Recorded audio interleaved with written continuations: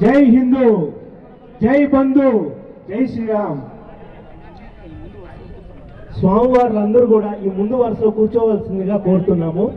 అందులో ఈరోజు ఇక్కడికి నేను తిరుపతి మున్సిపల్ కార్పొరేషన్ తరఫున ఉద్యోగిగా పనిచేస్తున్న నేను ఇక్కడ ఈరోజు ఈ సమావేశం తిరుపతిలో జరుగుతున్నందుకు నా జన్మ తరించిపోయిందనేసే చెప్తున్నాను.